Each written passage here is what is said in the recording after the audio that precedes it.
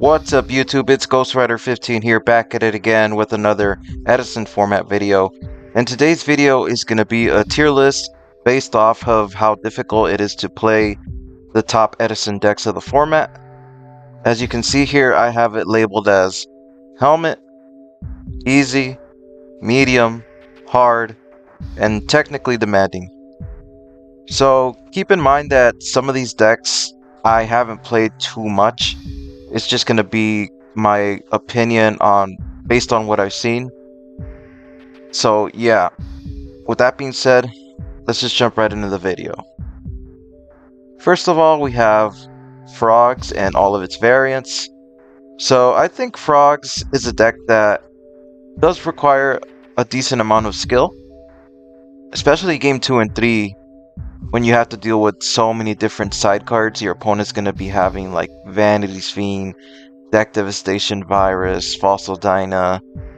And another thing that you do have to keep in mind is, now that Frog players are playing a bunch of trap cards, you have to know when exactly that you want to set your traps. That way you don't prevent your Treeborn Frog from being able to special summon itself from the graveyard. For example, if you have Dust Tornado, you need to make sure that you can actually resolve that Dust Tornado, and that way your Treeborn Frog can keep coming back.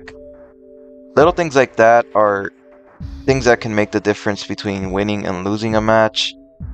I think Frogs, for the most part, are a hard deck to pilot, specifically the Hero Frog, Diva Frog, Frog Burn variants. So Frog Combo and Frog Monarch, I think, belong in two separate categories. Frog Combo, I think, is very, very hard to play because there's so many steps that you have to do to be able to FTK your opponent, because this deck can kill your opponent in one turn, basically. But if you mess up once, the duel's pretty much over. I think this deck is technically demanding.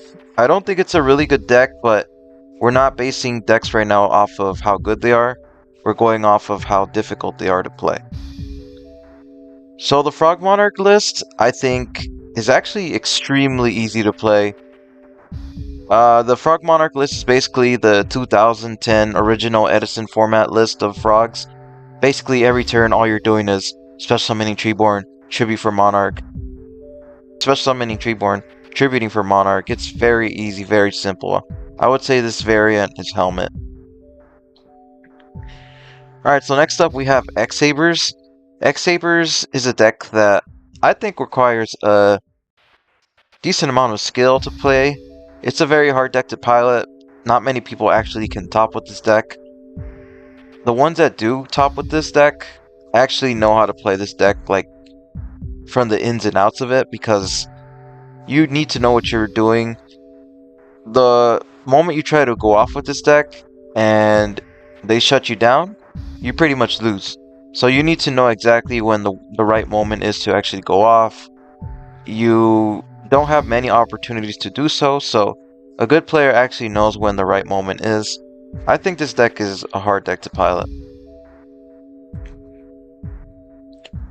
So next up we have Gravekeepers, and Gravekeepers is very basic, very easy to play. Every turn you're just like setting spy, you're setting back row. It's usually going to be like a floodgate. You're just basically just protecting your Necro Valley, your spies, and your descendants, and trying to stop your opponent. I would say it's a very Helmet deck. Alright, so next up we have Chainburn. Chainburn is a deck that I think does require some skill. Contrary to popular belief, this deck is actually not too easy to pilot. I know it looks pretty simple from a spectator's perspective, but when you're actually trying to play this deck, you need to make sure that you resolve your chain links in the proper order, because you want to do as much damage as possible with cards like Chain Strike, and you want to be able to resolve your accumulated fortunes. So yeah, I think this deck is in the medium tier. Alright, now we have 6 Samurais. So 6 Samurais is a deck that pretty much does the same thing all the time. Basically, activate Rhoda, search for a 6 Samurai, activate Gateway or United, search, draw cards. It's pretty easy to play, pretty standard. I would say it's Helmet. Next up is Amaryllis. So Amaryllis, although it is like a very RNG dependent deck because of having to mill the right stuff, I still think it's a very skillful deck to pilot and very hard to play. There's times where you need to make sure that your Amaryllis is gonna be able to do enough damage to burn your opponent, and you need to calculate small little interactions like that. I think that this deck belongs in the, I would say, you know, top of medium. It's not very hard, but it's also not easy. Alright, so next we have Quick Draw Plants. Similar to Amaryllis, this is a deck that is very Titanial focused, but not as Titanial focused, because you do play Quick Draw and you rely more on cards like Drill Warrior. So this deck is, I would say, from the limited experience that I have with this deck and from what I've seen, I'd say it's like in the medium tier. Alright, so next up is Rescue Cat. So Rescue Cat is pretty much similar to X-Sabers. You need to know when the right moment is to go off, because if you do it at the wrong time, your Airbellums, your Arcanite Magicians are not going to get any value. For example, if you run into like Bottomless Trap Hole, your Airbellums aren't going to rip a card from your opponent's hand. You're not going to be able to synchro for Arcanite Magician. I think this deck is in the, I don't want to say hard, because it does rely on flip monsters, and flip monsters are very basic to play, so I'm just going to say medium. Alright, so next up we have Disaster Dragons. So Disaster Dragons, aka Trap Dragons, aka Flip Dragons. I've tried to play this deck a couple times, and it does require some skill, because there's going to be times where your hands are not very good, and you need to be able to play out of situations like that, relying on cards like Quackimiro Drago to be able to stall you out to extend the game until you draw cards like Red Eyes.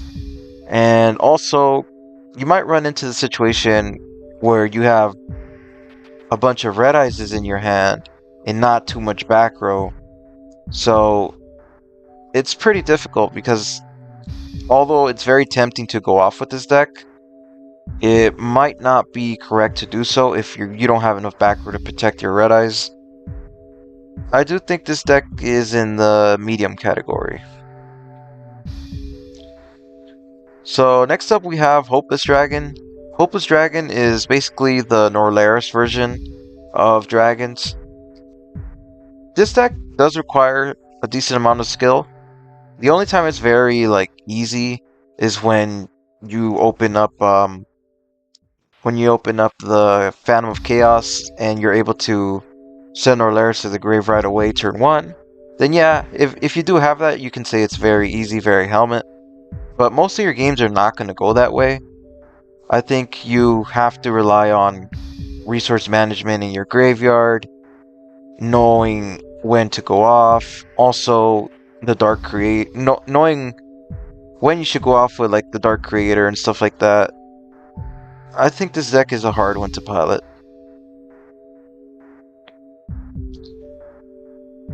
Alright, so next up we have Dragon Turbo. So Dragon Turbo, in my opinion, is one of the hardest decks to play in Edison format. The reason being is that it's not your traditional Edison deck. It doesn't have the same basic fundamentals that most Edison decks do. It plays a lot more like a modern Yu-Gi-Oh deck. Um, you're basically drawing a bunch of cards and trying to OTK your opponent. And from a spectator's perspective, you know, it looks pretty simple. You're just drawing cards, trying to OTK your opponent, but it's not as easy as it looks. There's going to be a lot of things that happen during the match that prevent you from OTKing, a lot of interruptions, cards like Fossil Dyna, Oppression, stuff like that, you know, DD Crow. You have to be able to learn how to play through that, knowing when to go off, and also resource management, knowing what cards to put back with Pot of Avarice, knowing what to recycle back with Magical Stone Excavation. All these things are very important. Also, it's very, very difficult to side deck with Dragon Turbo because you can't side deck too many cards or else you're going to make the consistency problem even worse. So I think Dragon Turbo is the most technically demanding deck in the format. Alright, so now we have Diva Zombie. Diva Zombie is a deck that I think requires a good amount of skill. There's a reason that only very few players have actually done well with this deck continuously. Like, it shows when you watch players like Beast Mode or Fitz or Best Player NA, when they play the zombie deck, you can tell they play it very, very well compared to the majority of other zombie players. You just have to know like when being able to OTK is the right push, the right play to make. And I consider this deck to be a hard one. Alright, so next up we have Diva Hero. Similar to Zombies, Diva Hero is a very explosive deck. It's a very combo-ish OTK strategy. And usually that type of playstyle is something that's not so easy to pilot. There's going to be times when you have to make a decision on whether you should go all out or not, because cards like Mirror Force and Torrential are very scary for combo type of decks. You don't want to get destroyed by those cards. I think this is a hard deck to pilot as well. So next up we have Lightsworn Pure. So Lightsworns, I think, have some sort of skill to them, despite people thinking they're all RNG luck based. I get that the milling part of the deck is pretty lucky sometimes. You have to get lucky, and it really does depend on what you mill. For example, if you mill stuff like Wolf, Plague Spreader, that is very good. But with that being said, you do have to manage your resources pretty well with this deck. You have to keep in mind about how many Lightsworns you have in your graveyard. If you do play cards like Pot of Avarice, you have to know what to recycle back. Also, being very mindful of when activating Honest is correct and when it's not. Little things like that matter, and I do think the deck is somewhat skillful, so I would say it's in the medium category. Alright, so now we have Sworn. Similar to Lightsworn, it does have some sort of luck variant to it because there is a lot of milling, and the mills do determine the game. But unlike Lightsworn, I feel like the graveyard resource management is even more important. Now you actually have to worry about how many fairies you have in your graveyard, and you have to know when it's okay to activate cards like Soul of Purity and Light, because if you mess up the count for your fairies or even your Lightsworns, you can just straight up lose the game that way, because now you won't be able to drop your Christia or your JD. It's very important to know how to manage your resources with this deck.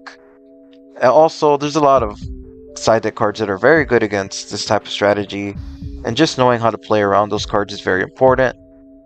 I think this is a hard deck to pilot. Alright, so next up we have Fairy Pure. This is basically just the fairy deck that only plays a bunch of recruiters. I think this deck is very simple to pilot. Every turn you're basically just summoning recruiter, attack, or they attack you, and you special summon another recruiter, or you special summon DD Warrior Lady until you're able to drop Christia. It's very basic. I would say it's in the easy category. So next up we have Machina Gadget and Machina Control. So both of these decks are very easy to pilot. If someone was brand new to Edison format, this is probably the deck that I would recommend to someone who's brand new, just trying to get their feet wet into the format, trying to figure out how things work, how rulings work, stuff like that. You know, the very basic stuff that we all had to learn at one point.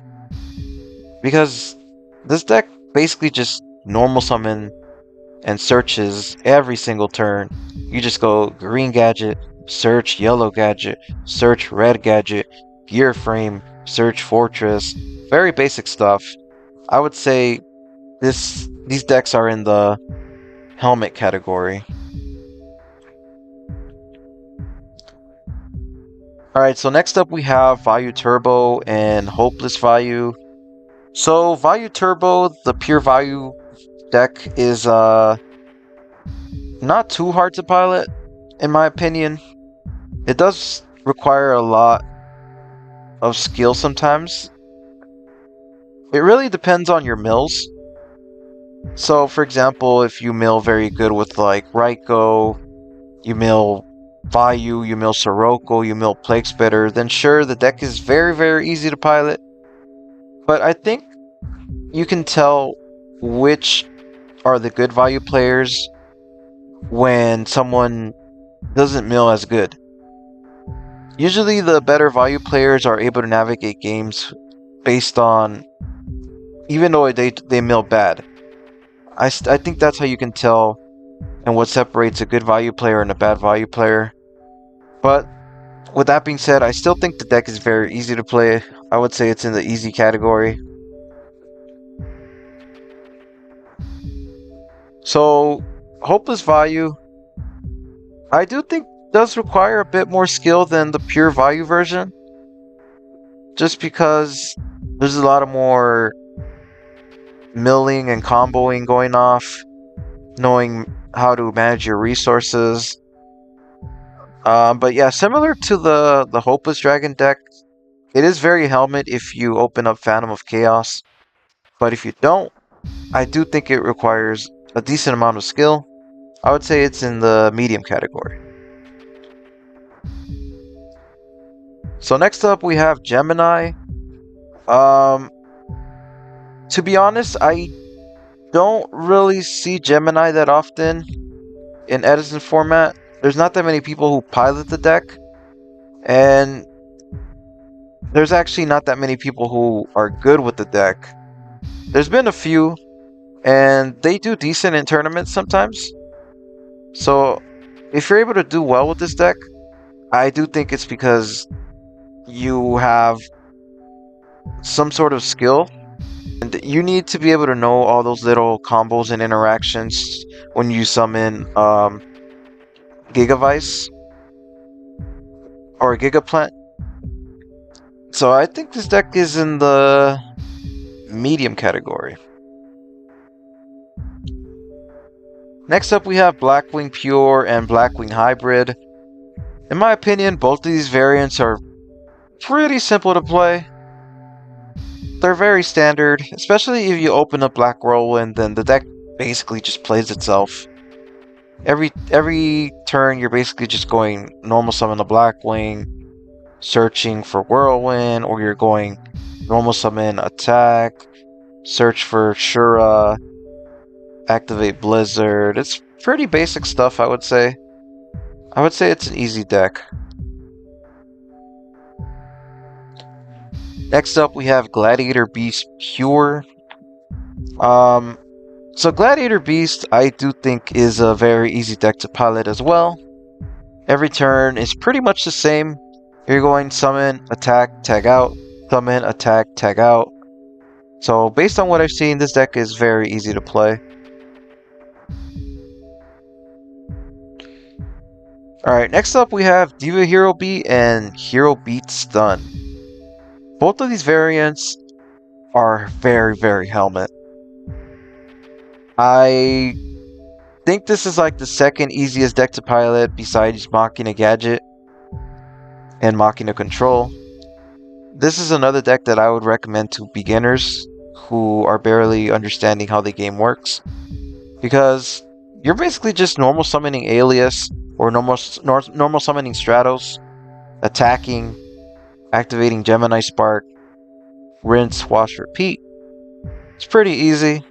I would say this deck is helmet.